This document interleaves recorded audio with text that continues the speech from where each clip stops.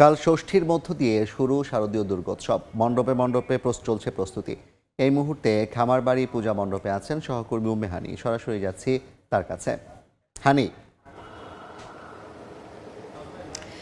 আর মাত্র কয়েক ঘন্টার অপেক্ষা, তারপরে নানা বয়সী ভক্তের পদচারণায় মুখর হবে মণ্ডপগুলো এবং ষষ্ঠী পূজার মধ্যে দিয়ে কিন্তু শুরু হবে শারদীয় দুর্গা পূজার আনুষ্ঠানিকতা এবং সেই হিসেবে কিন্তু এখন মণ্ডপগুলোতে চলছে একেবারে শেষ মুহূর্তের প্রস্তুতি।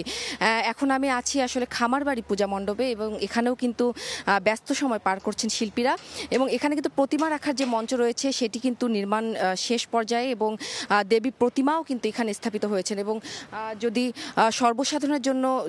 সর্বসাধারণের জন্য এখনও খুলে দেয়া হয়নি, অর্থাৎ দেবী প্রতিমা স্থাপন করলেও তা কিন্তু ঢেকে রেখেছেন এখানকার আয়োজকরা। কিন্তু তারপরেও বলি যে এবার এই মণ্ডপে দেবী প্রতিমা কিন্তু এবার নির্মাণ করা হয়েছে অলংকারিক প্রতিমারূপে, অর্থাৎ এই ধাঁচের যে প্রতিমাগুলো থাকে তা কিন্তু পুরোটাই মাটির মাধ্যমে তৈরি হলেও কিন্তু প্রতিমার গায়ের যে শাড়ি থেকে শুরু করে অলংকার কিংবা চুল মুকুট যা থাকে তা কিন্তু একেবারে আসল হয় এবং এই মণ্ডপটিতে কিন্তু সেই প্রতিমাই স্থাপন করা হয়েছে। এবং আমরা যদি এই মণ্ডপটি একটু বলি যে এই মণ্ডপটি যে পূজা আয়োজন করেছেন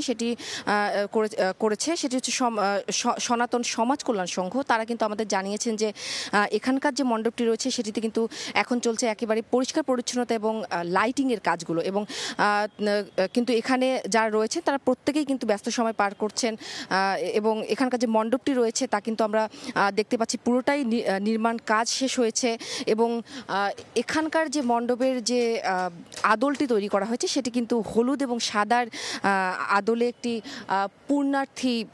পূর্ণার্থী রং দেওয়ার চেষ্টা করা হয়েছে এবং সবসময় পূজার শেষ মুহূর্তে দেখা যায় যে শিল্পীরা মণ্ডপ তৈরি যে সূক্ষ্ম যে কাজগুলো থাকে সেগুলো করতে থাকেন এবং আমরা কিন্তু দেখছি যে এখানে সেটিও আসলে সম্পূর্ণ হয়েছে।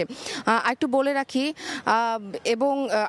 মণ্ডপের সামনে যে প্রার্থনার জায়গাটি রয়েছে সেখানে কিন্তু এবার বাঁশ দিয়ে জিগজ্যাগ আকার তৈরি করা হয়েছে যাতে যারা প্রার্থনা করতে আসবেন, অঞ্জলি দিতে আসবেন, তারা যেন সুশৃঙ্খলভাবে আসলে তাদের দেবী দুর্গাকে দর্শন করতে পারেন। সেজন্যই কিন্তু এখানে জিগজ্যাগ দিয়ে বাঁশ দিয়ে কিন্তু জিগজ্যাগ আকার তৈরি করা হয়েছে এবং নিরাপত্তা ব্যবস্থাও কিন্তু এখানে জোরদার করা হয়েছে এবং সবকিছু মিলে এই ছিল আমার কাছে শারদীয় দুর্গা উৎসবের প্রস্তুতি সর্বশেষ। সরাসরি যুক্ত ছিলাম রাজধানীর খামারবাড়ি থেকে।